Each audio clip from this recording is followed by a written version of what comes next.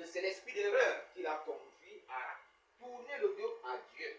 Nous ne devons pas le laisser refroidir, venir refroidir la foi en Jésus-Christ qui est en nous.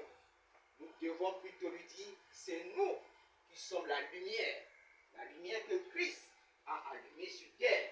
Nous sommes les enfants de Dieu sur terre. Qu'ils le veulent ou pas, que notre Dieu est vivant, qu'il est tout puissant. Nous devons le témoigner de ce que Dieu Jésus-Christ a fait dans nos vies, selon Apocalypse chapitre 12, verset 11. Ils l'ont vaincu à cause du sang de l'agneau et à cause de la parole de leur témoignage. Pendant que le païen, celui qui ne croit pas en Jésus, en train de dire, Jésus est une histoire inventée. Allons encore faire nos traditions, soyons animistes comme nos ancêtres. Si à cette personne, ce que Jésus-Christ a fait dans ta vie, car si lui, il aurait eu ce témoignage, il devait dire que Jésus est vivant.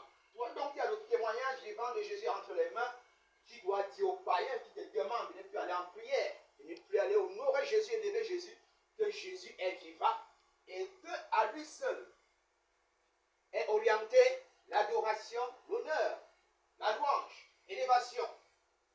À lui seul, la vie éternelle. À lui seul, le pouvoir, la puissance. À lui seul, la richesse, la sagesse. Selon Apocalypse chapitre 5 au verset 12, l'agneau immolé dit de recevoir pouvoir, puissance, sagesse, richesse, honneur, adoration, louange et gloire.